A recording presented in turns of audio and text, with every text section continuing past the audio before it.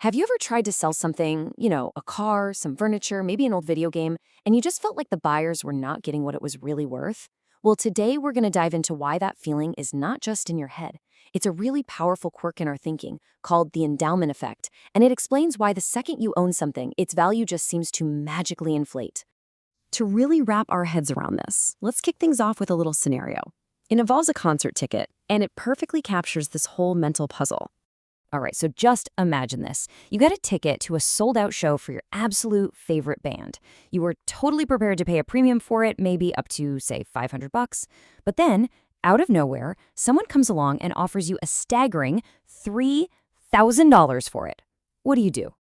And let's just say you got really lucky. You managed to snag that ticket for its original face value, just $200.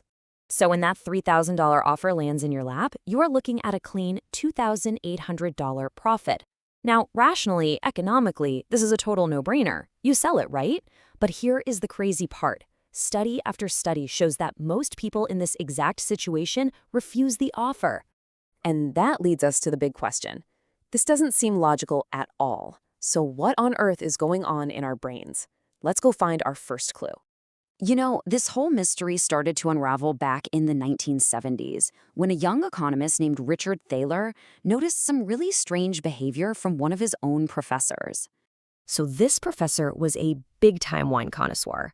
He would never dream of paying more than, say, $35 for a certain bottle of wine at an auction. But when he was asked what he'd sell an identical bottle for from his own cellar, he wouldn't let it go for less than $100. Think about that. He wouldn't buy it for $40, but he wouldn't sell it for $90. According to standard economics, this makes absolutely zero sense. And this is the perfect illustration of the phenomenon that Thaler eventually named the endowment effect.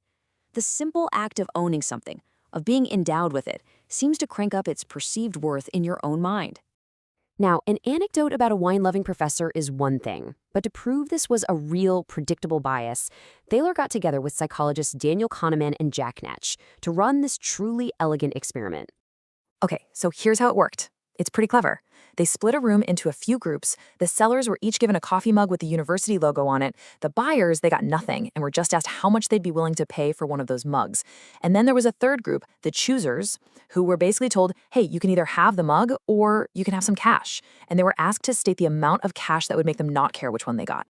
And the results, whoa, they were just staggering. The buyers and the choosers, they both valued the mug at right around $3. But the sellers, the people who had been given the mug just a few minutes earlier, they demanded $7.12. That's more than double for the exact same mug. Just having it in their possession for a moment had dramatically inflated its worth. Okay, so the effect is clearly real. But why? Why does this happen?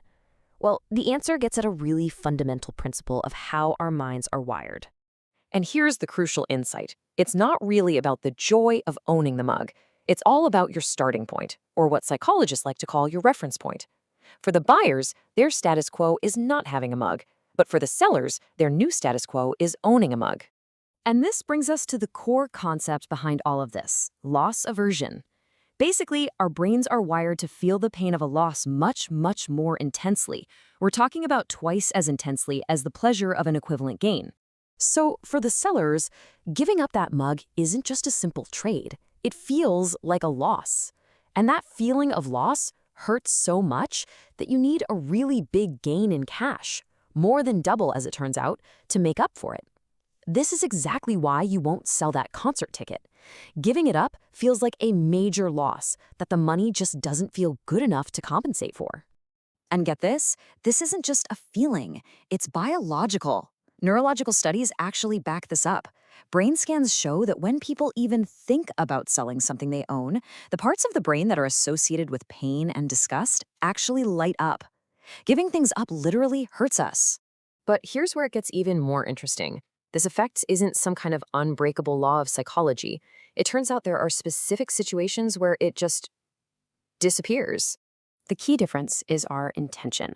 Why we have the thing in the first place. When we hold goods for use, things we plan to enjoy ourselves, like that concert ticket or a favorite mug, the endowment effect is super strong. But for goods we hold for exchange, like the shoes a store owner is selling or the actual money in your wallet, the effect vanishes. A shopkeeper doesn't feel a pang of loss for every pair of shoes they sell because the whole point of those shoes was always to be traded for money. It also seems like two specific groups of people are pretty much immune. Experienced traders, like the pros at a baseball card convention, they learn over time to get past this bias. And maybe surprisingly, the very poor. When money is incredibly tight, every single spending decision is already framed as a painful loss. Spending on one thing means you can't have another. This forces a mindset where everything is constantly being evaluated in terms of what has to be given up, which is a lot like how a professional trader thinks. So how do we get around this bias in our own lives? Well, we can actually borrow a mental trick from those experienced traders. They learn to reframe the choice. They stop asking, how much pain will I feel if I give this up? And they start asking the question a perfectly rational person, what economists would call an econ, would ask. How much do I want to have this, compared with all the other things I could have instead? Just shifting your perspective like that is the key to dissolving the endowment effect. And that leaves us with a really powerful question to think about in our own lives.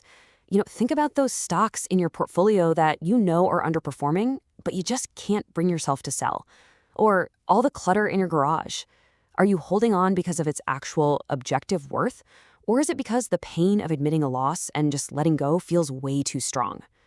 Understanding this effect is really the first step to making smarter, more rational decisions with our stuff and with our money.